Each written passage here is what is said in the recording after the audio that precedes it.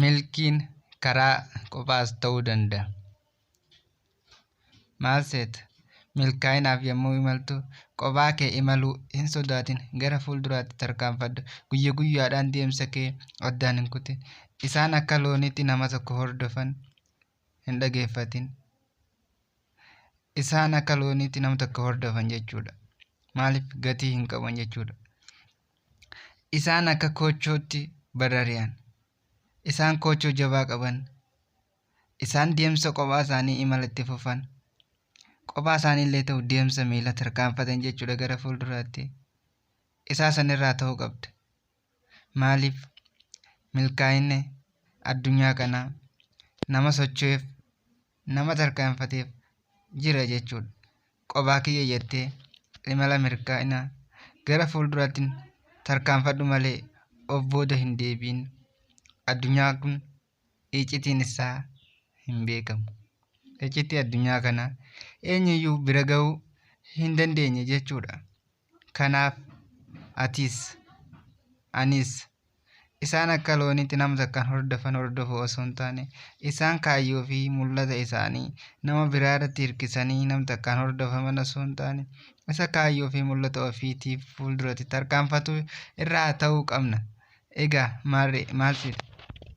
Ganama barii yeroo hirriibaa kaate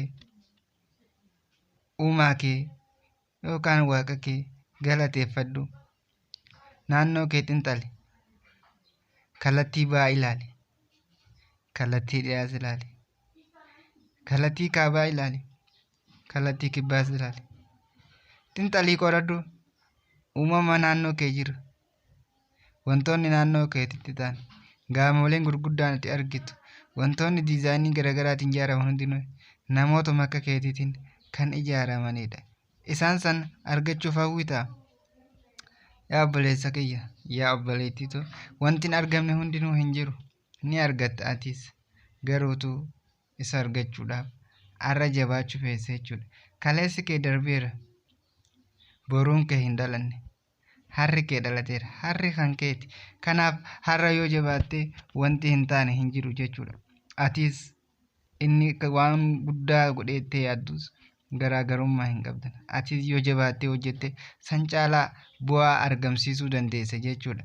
Kanaaf yeroo qabdutti seeraan fayyadamtee gara fuulduraatti tarkaanfachuu danda'uu qabda. Yoo inni fina addunyaa kanarratti jechuudha gara fuulduraatti tarkaanfachuudhaaf jabaattee abjuu fi mul'ata kee karoora kee dhugoomsuudhaaf halkanii guyyaa tattaafattee galmi hin gaafne hin jiru. An kophaa kiyya rakkadheera. Rakkinaatu na marse. An galma hin ga'u. Annaaf hin milkaayottee tasuma iyyuu hin dhiphatin. Maaliif rakkinni akka rakkinaatti tasumaa hin haftu jechuudha. Kanarra rakkate boru durooma. Kanarra beelee boru quufa. Kanarra hiyyoome boru dureessata. Kun ammoo namoota tattaafatanii fi namoota abjuu fi mul'ata isaanii bira gahuudhaaf har'a gammachuu hin jiraatanii rakkina keessa ta'anii mul'ata isaanii tika mul'ata isaanii kan boru arganidha.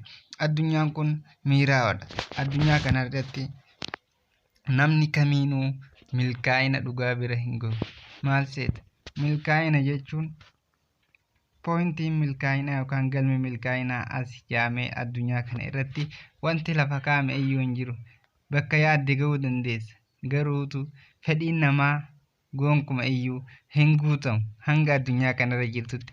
Atis hanga addunyaa kanarra jirtutti wantoota hundaa hojjechuudhaan gara fuulduraatti ayyoo fi mul'ata kee galmaan gahuudhaaf tattaafachuu danda'uu qabda.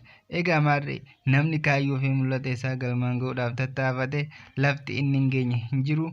Akkasuma jechuudha hamma walitti deebinutti turtii gaarii isiniif haa ta'u. Viidiyoo keenya kana warri daawwatan sabiskiraayib, laayik, sheer nuuf godhaa isin jenna. Oromoo Mootiif irraa turtii gaarii isin hawwina.